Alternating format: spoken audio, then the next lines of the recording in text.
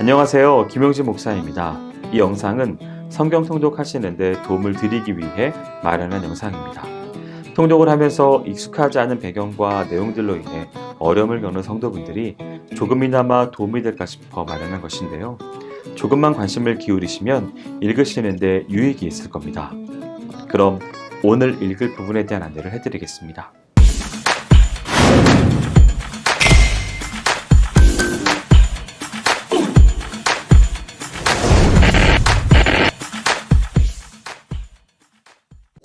오늘 읽을 본문은 고린도전서 15장에서 16장까지입니다. 15장은 고린도 교회 성도들이 바울에게 교회의 현안을 질문한 것에 대한 내용으로 특별히 부활과 관련한 내용이 담겨 있습니다. 1절에서 11절은 예수 그리스도의 부활에 대해 언급하고 있습니다. 여기서 바울은 예수 그리스도의 부활은 결코 환상이나 조작의 결과가 아니라 너무나 분명한 역사적 사실이라는 점을 강조하고 있습니다. 부활이 사실이라는 것을 증거하기 위해 세 가지가 제시됩니다. 첫째, 예수 그리스도의 부활은 성경의 예언이 성취된 결과입니다. 둘째, 예수 그리스도의 부활을 목격한 수많은 증인들이 존재한다는 것입니다. 마지막으로는 예수 그리스도의 부활을 통해 바울 자신이 회심하게 되었음을 말하고 있습니다. 12절에서 19절은 그리스도의 부활을 근거로 성도들의 부활의 확실성을 강조하면서 이러한 부활의 소망 가운데 거할 것을 권면하는 단락입니다. 먼저 바울은 헬라 사상의 영향을 받아 육체의 부활을 부인하는 자들에게 그리스도의 부활이라는 구체적인 역사의 신뢰를 들어 부활의 확실성을 거듭 강조하고 있습니다. 만일 그럼에도 불구하고 육체의 부활을 극구 부인하는 자가 있다면 그는 결국 그리스도의 부활을 부인하는 것이 됨을 경고합니다. 이어서 그리스도의 부활을 부인함으로 빚어지는 불행한 결과들에 대해 언급함으로써 부활을 부인하는 것이 곧 기독교 신앙 자체를 부정하는 것임을 설명하여 필연적으로 그리스도의 부활은 성도의 부활의 근거가 됨을 강조하고 있습니다. 20절에서 28절은 부활한 그리스도께서 성도들의 보증이 되신다는 사실을 강조하고 있는 단락입니다. 바울은 먼저 그리스도께서 죽은 자 가운데서 부활하심으로 모든 성도들의 부활에 대한 첫 열매가 되신다는 사실을 역설하고 있습니다. 이는 그리스도의 부활이 모든 성도들이 장차 부활에 동참하게 될 것이라는 확실한 예표요, 보증이 된다는 의미입니다. 특별히 바울은 이러한 부활의 확실성을 설명하기 위해 대표와 연합의 원리를 도입하고 있습니다. 즉, 모든 인류가 첫사람 아담의 범죄로 인해 그 안에서 죽은 것 같이 이제 둘째 아담 예수 그리스도의 구속 사역과 부활로 말미암아 그 안에 있는 모든 성도가 부활하게 될 것이라는 점입니다. 한편 바울은 부활의 첫 열매 되신 그리스도를 따라 이루어질 성도의 부활이 그리스도의 재림 때에 있게 되며 그 후에는 세상의 종말이 올 것인데 그때에는 재림하신 그리스도께서 사단의 모든 권세와 죄악의 세력을 멸하시고 마지막으로 사망의 권세까지 정복하신 후에 모든 만물을 주인 되신 하나님께 돌려드리게 될 것임을 밝히고 있습니다. 29절에서 34절은 부활에 대한 확신이 바울 자신의 전도 사역에 미친 영향을 토대로 하여 부활 신앙에 근거한 성도의 현 생활이 어떠해야 하는지를 피력하고 있습니다.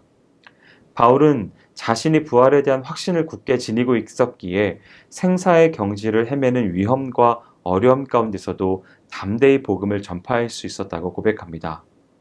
바울은 복음 전파 과정 속에서 맹수와 싸우는 것과 같은 죽음의 위험과 날마다 환난의 연속인 삶 속에서도 소망을 잃지 않고 견뎌내었습니다.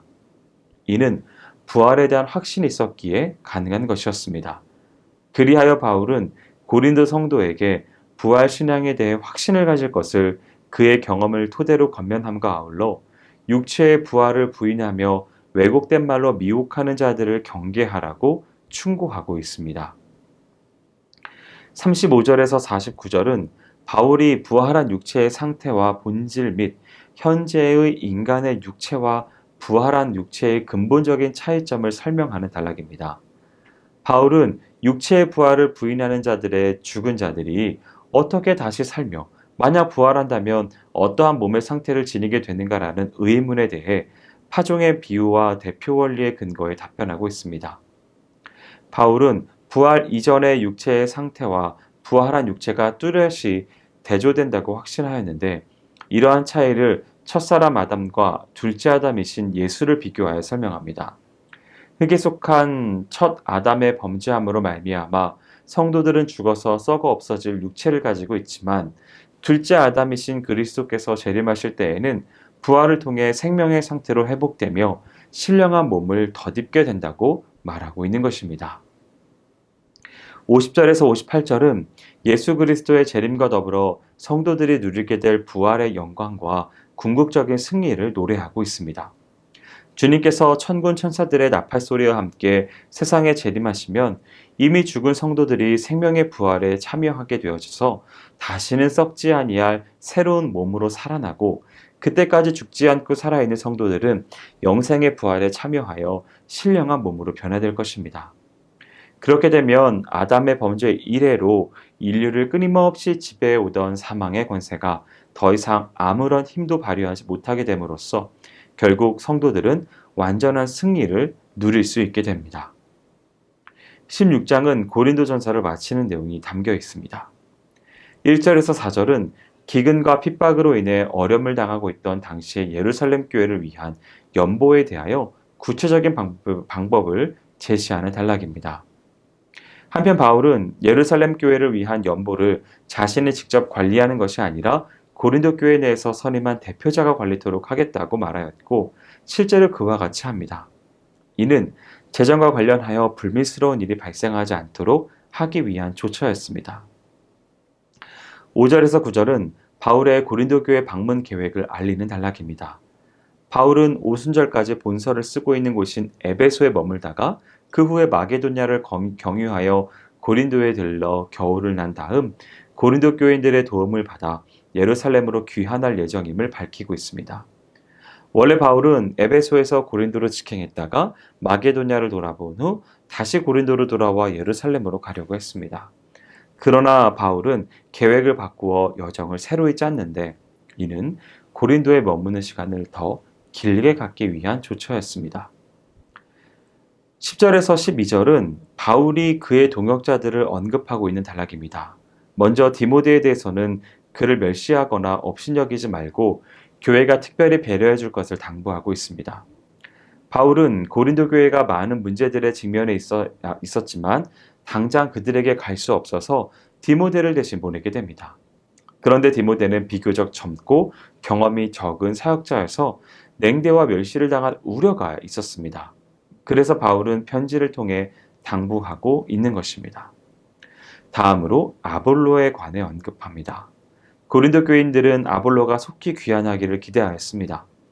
이런 마음을 알고 있던 바울은 아볼로에게 귀환을 요청했지만 아볼로는 파당 경쟁에 휘말리기를 원하지 않아서 이를 거절했다고 고백합니다. 이에 바울은 교인들에게 이러한 상황을 설명해 주었습니다. 13절에서 18절은 고린도전서를 마무리하면서 전하는 마지막 권면이 나오고 있습니다. 여기서 믿음의 대장부가 될 것을 당부하였고 모든 일을 사랑으로 행할 것을 명하고 있습니다.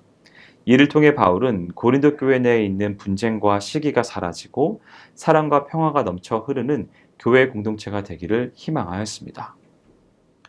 19절에서 24절은 고린도전서의 최종 결론에 해당하는 부분으로 고린도 교회 교인들에 대한 끝맺는 인사를 언급하고 있습니다. 본문을 보면 바울은 먼저 교회에 보내는 자신의 편지를 끝내면서 아시아 지방의 교회들이 고린도 즉 교회에 전하는 인사를 소개합니다. 그리고 이어서 바울은 자신과 더불어 고린도 교회를 설립하는 데에 커다란 공헌을 한 바에는 아굴라와 브리스가 부부의 문안 인사를 전함으로써 이 땅의 모든 교회들과 성도들이 예수 그리스도 안에서 피차 사랑을 나누며 하나가 되어야 한다는 점을 강조합니다. 한편 아시아 지방의 교회들과 성도들이 전하는 문안 인사를 언급한 후에 바울은 예수 그리스도의 재림을 소망하는 마라나타 기도를 성도들에 대한 작별 인사로 사용하고 있습니다. 여기까지 고린도전서 15장에서 16장까지 성경 통독을 하실 때 도움이 될 만한 내용을 전해드렸습니다. 혹시 이외에 질문이 있으시거나 나누고 싶은 이야기가 있으시면 밴드나 댓글을 달아주시면 필요한 도움을 드리겠습니다. 그럼 내일 다시 만나도록 하겠습니다. 동독 화이팅 하세요!